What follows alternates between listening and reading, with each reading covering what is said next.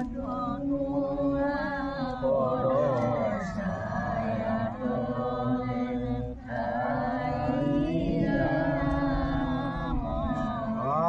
নমো নাৰায়ণ প্ৰসন্ন হৰিক পৰিকময় আপুনি জ্ঞান আপোনাৰ মহিমা আপুনি কথা কৰি জীৱক কৰা প্ৰজ্ঞান জীৱক প্ৰভু বাপ বান্ধৱ আই মাতৃসকল আপোনাৰ হ'ব আজি একত্ৰিত হোৱাৰ উদ্দেশ্য কি আপোনাৰ হ'ব এটি মহান উদ্দেশ্য লৈ আজি এই ভূপেন হাজৰিকা সমন্বয় ক্ষেত্ৰ প্ৰতিষ্ঠিত হৈছেহি এই প্ৰতিষ্ঠিত হোৱাৰ কাৰণটো কি তেখেত আজি আগন্তুক 31 মাৰ্চ 17 তাৰিখে মহাসতী জয়মতীৰ স্মৃতি দিৱস উপলক্ষে এভাগে কৰ্ম আগবঢ়াইছে সেই কৰ্মভাগে আজি এভাগে যিটো আমাৰ মূল ঘৰৰ আজি লাই কোটা বুলি আমাৰ যিটো পৰম্পৰা আছে সেই পৰম্পৰা অনুসৰি এই কৰ্মভাগী কৰিবলৈ আপোনালোকে একত্ৰিত হৈ আগবাঢ়িছে আৰু আগবাঢ়িছে যি ধৰণে কৰিছে সেইখিনি যদি কৰোঁতে কিবা ভুল ভ্ৰান্তি হৈছে হ'ব পৰাটো ক্ষমা কৰক আৰু আপোনালোকৰ সকলোৰে সহায় সহযোগ ভাতৃত্ববোধৰে ভাগিন ভতিজা হিচাপে সকলো এক হৈ আৰু কোনো জাতিভেদ স্পৰ্শ নোহোৱাকৈ সমস্ত কৰ্মভাগী যেন কৃপা হ'ব লাগে প্ৰকৃতিয়েও যেন আমাক সহায় কৰক বতাহ ধুমুহাৰ পৰা আৰম্ভ কৰি বৰষুণৰ যাতে কোনো বিধি বিঘিনি হওক সেই প্ৰাৰ্থনাই আজি আমি আপোনালোকক ভগৱন্তৰ শ্ৰীচৰণতে অৰ্পণ কৰিছোঁ একোটি গুৰুবন্তী কেইটিমান গুৱাপন আৰু এভাগে নীতি নিয়ম অনুসৰি এটি কৰ্ম আছে সেই কৰ্মভাগী ক'বলৈ যায় কৃপা হ'ব লাগে কৃষ্ণ হৰি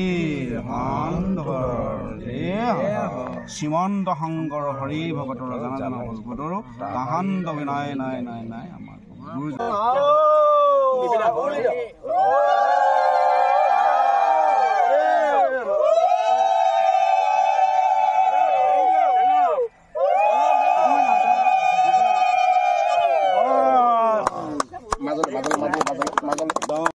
আগন্তুক ৰঙালী বিহু শুভেচ্ছা দিছোঁ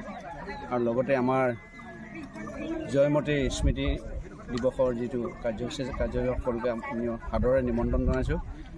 আপোনালোকৰ আশীষ কিৰত লৈ আমি কৰ্মভাগীলৈ আগবাঢ়িছোঁ ধন্যবাদ বন্ধুসকল আমি যি নাটখন মূল নাটখন মঞ্চস্থ কৰিবলৈ ওলাইছোঁ আপোনালোকৰ বিশেষ আকৰ্ষণ তেজে ধোৱা জেৰেঙাখনৰ আমাৰ মূল যি পৰিচালক নাটখন যোনে আমাক সুন্দৰকৈ পৰিচালনা কৰি আহিছে আৰু বিশেষকৈ আমাৰ অভিনয়ৰ অটো নজনা শিল্পীখিনিক লৈ আচলতে আমি এখন নাট মঞ্চস্থ কৰিবলৈ লৈছোঁ আৰু আমাক সুন্দৰকৈ আমাৰ নাটখন পৰিচালনা কৰি দিছে আমাৰ এই কৃষ্ণ ৰাজখোৱা ছাৰ আৰু এওঁ আমাক সুন্দৰকৈ শিকাইছে আৰু আমি এই 2-4 দিনতে যিখিনি আমি আচলতে অভিজ্ঞতা গোটাইছোঁ আমি বাৰু 2-4খন কৰিছোঁ কিন্তু আমাৰ লগত একেবাৰে নকৰা মানুহ আছে আজি সুন্দৰকৈ তেওঁলোকে কৰিবলৈ সাহস পাইছে আৰু ধুনীয়াকৈ অনুপ্ৰেৰণা পাইছে এই ছাৰৰ পৰা তো ছাৰৰ মুখৰ পৰা আমি জানিব বিচাৰিছোঁ কেনেকুৱা পাইছে আমাৰ নাটকখন কৈ দিয়ক এবাৰ নিমন্ত্ৰণো দি দিয়ক নমস্কাৰ সেউজপুৰ চকলীয়াবাসী ৰাইজলৈ সকলো সমূহ অসমবাসী ৰাইজক মোৰ সেৱা জনাইছোঁ আমাৰ ইয়াত সেউজপুৰত অহা 31 মাৰ্চত তেজে ধোৱা জেৰেঙা নাটখনি মঞ্চস্থ হ'ব এই নাটখনি আমাৰ যিসকল ইয়াতে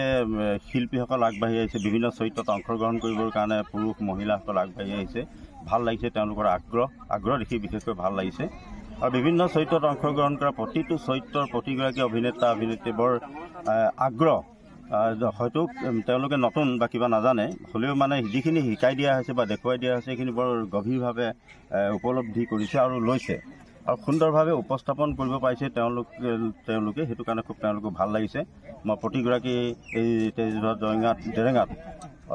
বিভিন্ন চৰিত্ৰত অভিনয় কৰা প্ৰতিগৰাকী ব্যক্তিলৈ মোৰ শ্ৰদ্ধা জনাইছোঁ মৰম যাচিছোঁ যাতে তেওঁলোকে সুন্দৰ উপস্থাপনে নাটখন সুন্দৰভাৱে মঞ্চস্থ কৰিব পাৰিব এই তেজে ধোৱা জেৰেঙাখনি আমাৰ যিখন নাট এই নাটখনত অসমৰ পটভূমি যি আহোম স্বৰ্গদেউসকলৰ যিখিনি নীতি নিয়ম আছিল ইয়াৰ নীতি নিয়মৰ মাজে এই নাটকখন বিশেষভাৱে নাট্যকাৰে